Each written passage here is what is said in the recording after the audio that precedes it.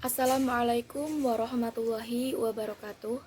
Perkenalkan, nama saya Latifatul Khairi Amelia dengan NIM 4301002100092. Di sini saya akan mereview salah satu buku tentang Al-Quran, yaitu Ulumul Quran, dengan jumlah halaman 228.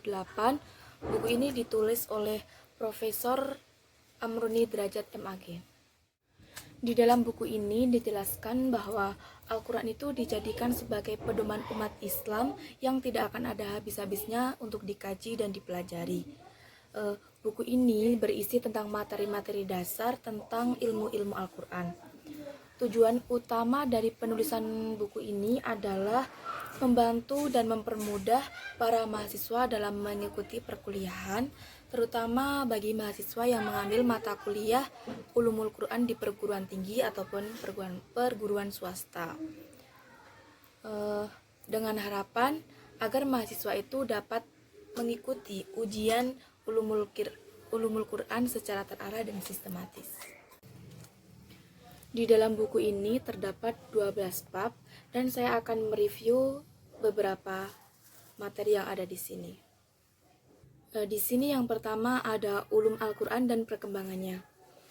Al-Quran diturunkan oleh Allah SWT kepada manusia yang dijadikan sebagai petunjuk mencapai keselamatan dan kebahagiaan di dunia maupun di akhirat. Mereka perlu ilmu untuk memahami sebuah Al-Quran. Ilmu atau alat yang dibutuhkan itu tidak hanya satu, tetapi sangat banyak. Maka muncullah istilah ulum Quran atau ilmu-ilmu Al-Quran. Kata ulum jamak dari ilm adalah menguasai ataupun memahami. Objek-objek kajian yang menjadi pokok pembahasan itu sangat banyak. Demikian juga ilmu-ilmu yang memfokuskan pengkajiannya pada objek bahasan itu juga banyak. Cabang ilmu-ilmu itulah yang kemudian akan menjadi ulum Al-Quran. Dalam karyanya Al-Burhan Al-Ulum Al-Quran menyebutkan bahwa ada 74 ilmu yang termasuk ke dalam kelompok ulum Al-Quran. Kemudian TM Hasbi Sidik menjelaskan bahwa muatan-muatan di dalam ulum Quran ini meliputi beberapa ilmu.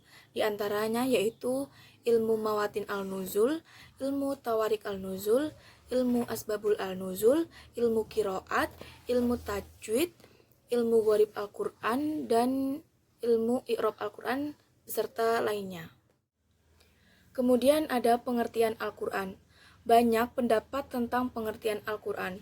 Namun demikian, nama yang paling populer adalah Al-Quran yang diambil dari bentuk kata masdar qoro'ah, sehingga kata Al-Quran itu dimengerti oleh setiap orang sebagai nama kitab suci yang mulia. Imam Al-Syafi'i mengatakan bahwa lafadz Al-Quran yang terkenal itu bukan mustaq dan bukan pula berhamzah. Lafaz itu sudah lazim digunakan untuk pengertian kalam Allah yang diturunkan kepada Nabi Muhammad SAW. Kemudian ada munasabah Al-Quran. Pengetahuan asbab al-nuzul mempunyai pengaruh dalam memahami makna dan menafsirkan ayat.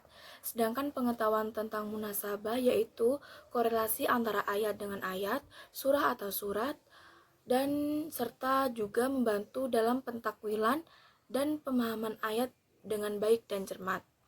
Sebab itu, sebagian ulama mengkhususkan diri untuk membuat atau menulis buku yang dikhususkan untuk hal tersebut. Misalnya ada Abu Ja'far Ahmad bin Ibrahim Ibnu Zubair. Munasabah secara etimologis memiliki arti al-musyakalah yang berarti saling keserupaan dan al-mukarobah yang berarti saling berdekatan.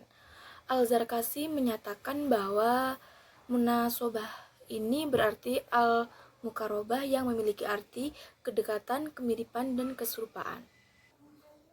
Pengetahuan tentang munasabah ini sangat bermanfaat dalam memahami keserasian antar makna, mukjizat Al-Quran secara retorik, kejelasan keterangannya, dan keteraturan susunan-susunan kalimatnya, serta dalam keindahan gaya bahasanya.